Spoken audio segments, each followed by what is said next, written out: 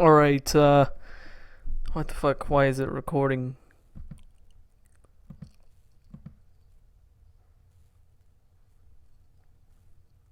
Okay, I'm gonna go ahead and assume YouTube is getting my content now. Okay. Okay, no problem. And we're live? Yeah, okay, we're live. What is up, guys? Admin Voss here, and today we're looking at some interesting theories on sandwiches. Now, this is something that, for me personally, was kind of like an untapped well of information, because I'm a big boy. I'm not gonna lie. I like me a good sandwich or two. Briggers and grilled cheeses, they're good, and I assume most of you would agree.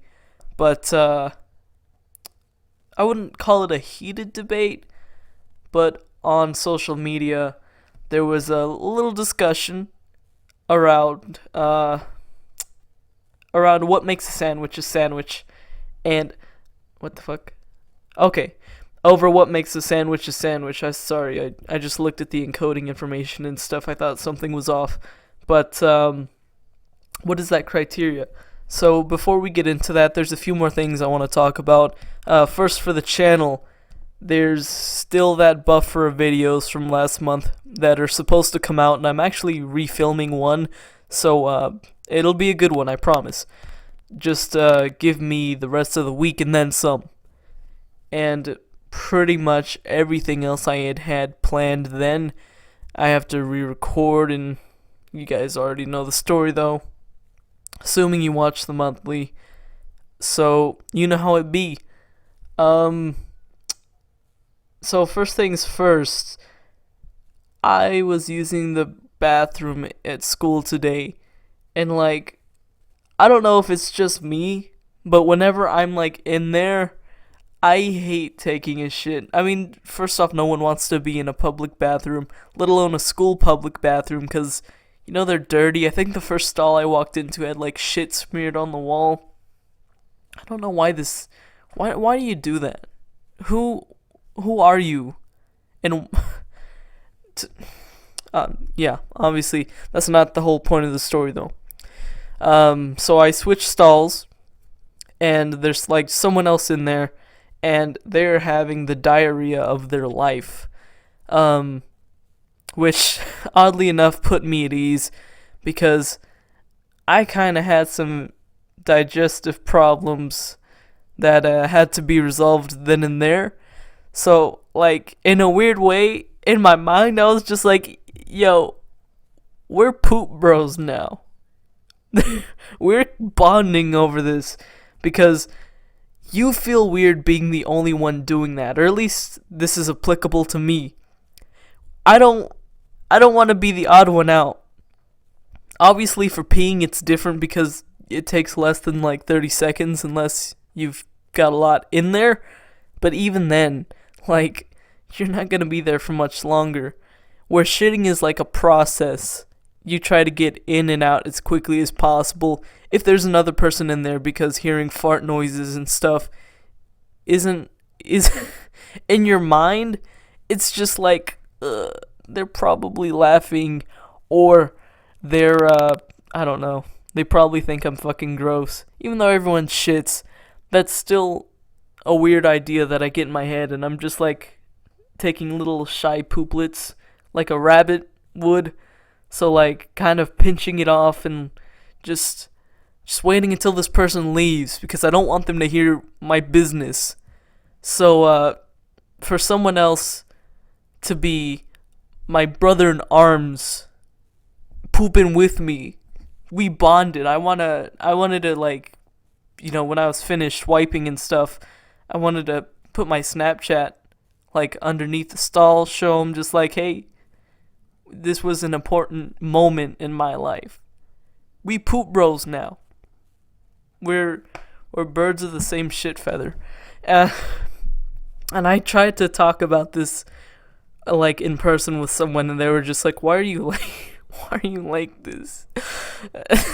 And I know that's a weird camaraderie to have, just being in the bathroom with a stranger, but it really does put my mind at ease knowing that other people poop. You know, for the longest time, I didn't think girls poop or peed. And the truth is they don't. They go into the restrooms and they have stuff to make noises that, that sound like normal body functions, but in all reality, no. Girls have never pooped or peed. I don't know who's propagating these myths, but please stop it. So, I don't know. I just feel a lot more comfortable with no one being in there or someone doing the same thing as me. Like, the same situation would apply if I were, like, throwing up, or if I was just, like, in general really sick and the person in the next stall to me was, like, I don't know, on their period or something. It's not like a transgendered bathroom or anything, but I wouldn't mind. So, like, I don't know how to segue out of this, but I think you get the point. Just in general, fuck public bathrooms. It's the worst. Let's see, what else is on the agenda? I don't want to get too personal or anything, so I'm not gonna mention this too highly, but your boy almost got taken downtown with some friends because a couple spats, a cup of ice was thrown, all in, good health, with good intentions, but the cops, they brought the cops, and you know what? Nothing happened. Oh! I'm still feeling really good over this. Someone tried to get me and my boys in trouble, and guess what? You ain't doing shit. Ooh. Yeah, I don't know. That's probably really vague, but any of the people involved internally, you gotta be patting yourself on the back. I'll pat you on the back. We did a good job. Shout out to my girl Stick. You do you. Yeah. So, the main topic of today's live stream: sandwich theory and sandwich blasphemy. This is kind of like a weird thing that I'd never know existed. The whole, what makes a sandwich a sandwich? I assumed it was, relatively simple, but it's not. There's so many more layers to this that I think as a society we should delve into to better understand ourselves and our health. So let's jump into it. Here, I'll put a little infographic on the screen. There you go. And this is your sandwich alignment chart. And if you can't read that, I will go over what each thing is, so don't worry about it. But essentially, this is your guide to how not only to live the rest of your life, but to put it in layman's terms, you're right or you're wrong. How about that? This is politics now. We politic now. Where I personally find myself being is a structural neutral ingredient rebel. And I'll go ahead and explain them bit by bit. Let's start off with the ingredients. What makes a sandwich, ingredient-wise? Personally, I don't think it really matters. If it's put between two breads or something like that, it's a sandwich. Where the ingredient purist says the toppings have to be things like meat, they gotta be like cheese, condiments, lettuce. So you're thinking like a BLT or something you would get at Subway. That's a traditional ingredient purist. I can't find myself in that camp because I've made many struggle sandwiches, and you know what a struggle sandwich is if you've basically lost You've basically lost all of the necessary ingredients to make a traditional sandwich. I fucking finished with the sandwich meat. I finished it along with the cheese, so I can't make a grilled cheese.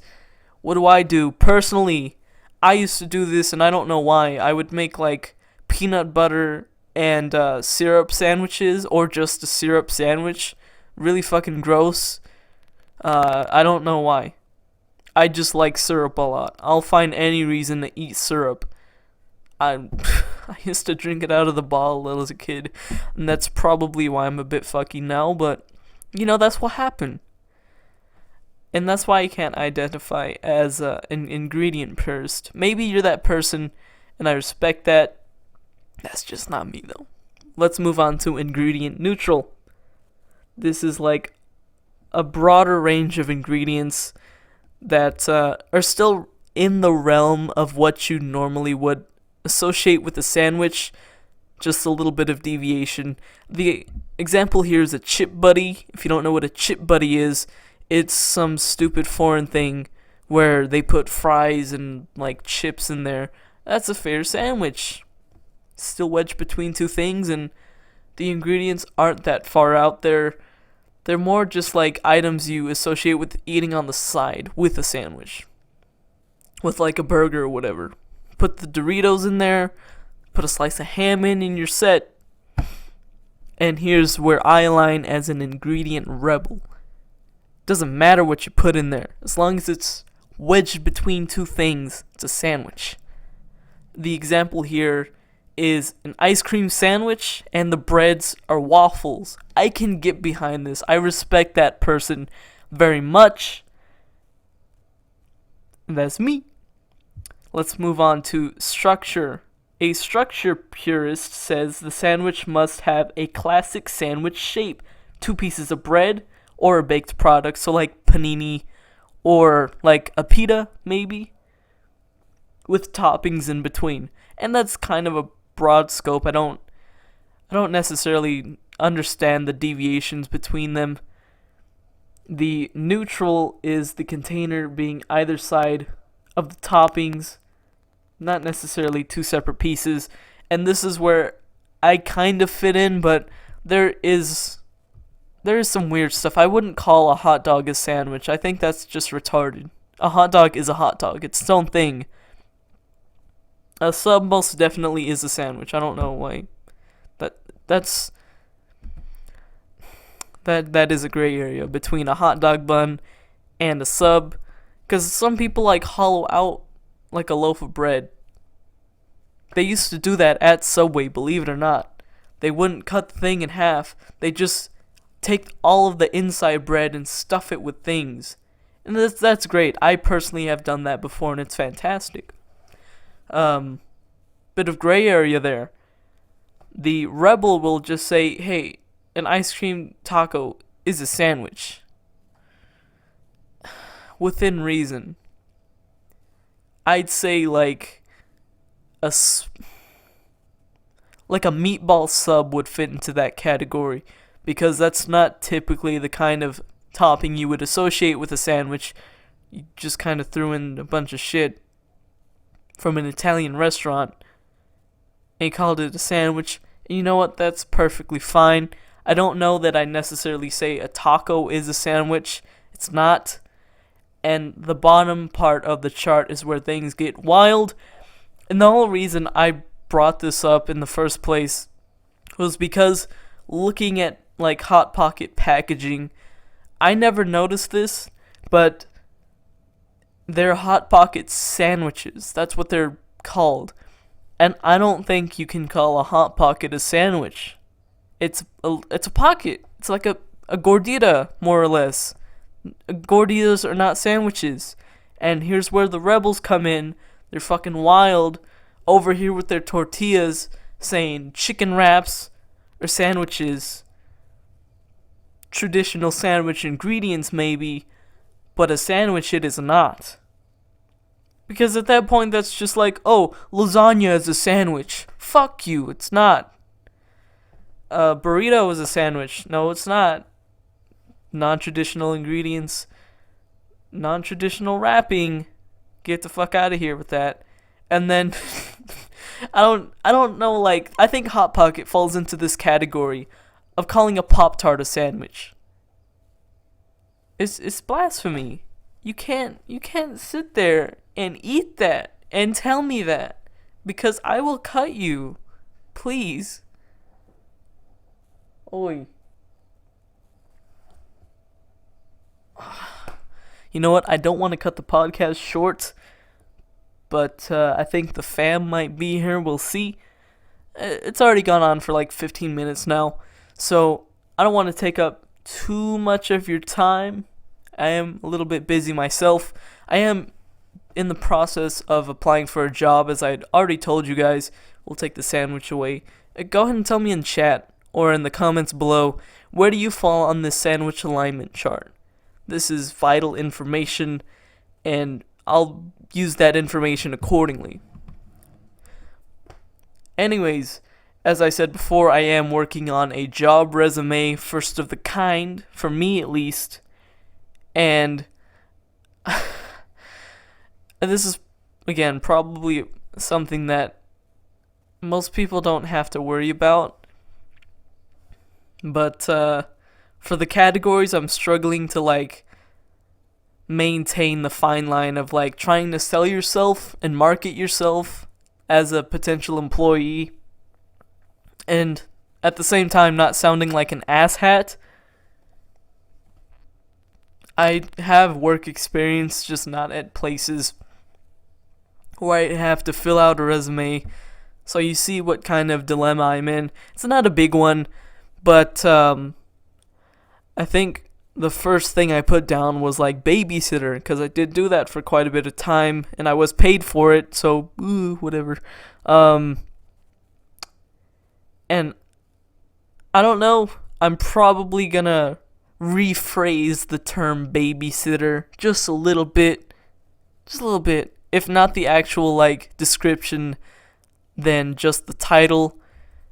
It just doesn't sound too professional, although that's what it is. I don't want to put, like, child care worker or anything, because I'm not working in a fucking nursery or anything. My home, sometimes other people's home.